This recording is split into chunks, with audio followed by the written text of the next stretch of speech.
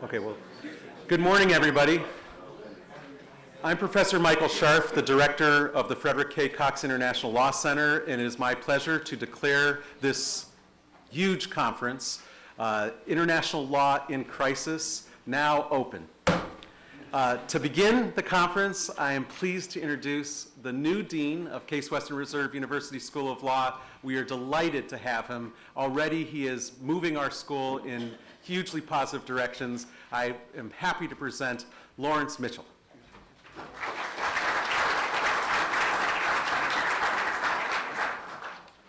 Good morning. Well, it is an extraordinary honor for me to welcome today all of you, the distinguished conference participants, and the entire legal community, and all of you watching at home. I assure you our operators are waiting to take your calls, to the Cox Center's annual fall conference. We have a record number of registered attendees this year, and thousands more will be watching on the webcast. And justifiably so, as this conference has become an annual landmark in the world of international law. As Dean of the School of Law, I am enormously proud of our international law program and its world-class faculty. Today is September 9th. In 2 days, we will be observing the 10th anniversary of 9/11. Much can and will be said during this awful day of remembrance. But it strikes me that this conference is an appropriate occasion to begin our contemplation. To that end, I ask that we all observe a moment of silence before proceeding in memory of the occasion, its victims, and its extraordinary impact on our nation, our world, and on the very issues we'll be discussing today.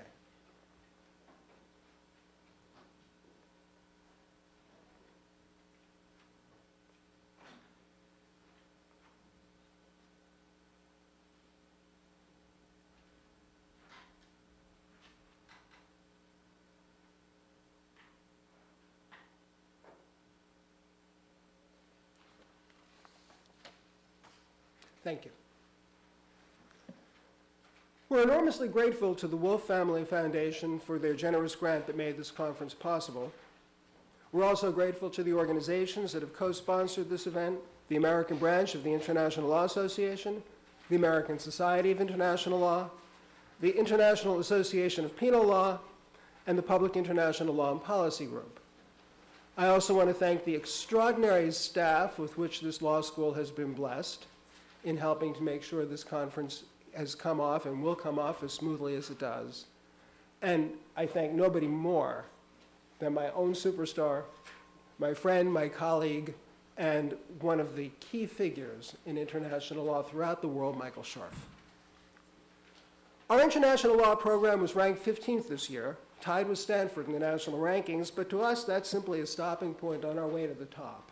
We'll leave Stanford back at 15. Our international law court team won the regionals and several awards at the international rounds. Our international law journal was cited by the Appeals Chamber of an International Tribunal. We had a record number of students, 38 students, which is more than 10% of our class size, intern abroad this summer at law firms, international organizations, and government legal offices funded by fellowship grants. And this fall, we enrolled our first class of international criminal law LLMs. That's not criminal LLMs, it's criminal law LLMs, including visiting distinguished jurist in residence, Judge Rosemel Mutoka, the Chief Judge of the Kenya Piracy Court, who you will hear speak later today. Our international law program is, well, world class, but we never rest. We've recently hired several new professors with expertise in international and comparative law. I myself have some extensive experience in China and will be traveling there later this fall to expand the law school's exchanges and collaborations with several top Chinese universities, as well as launching a new initiative with South China Medical University, which will give new dimensions to what we already do in international law and internationalize our also world-class law and medicine program.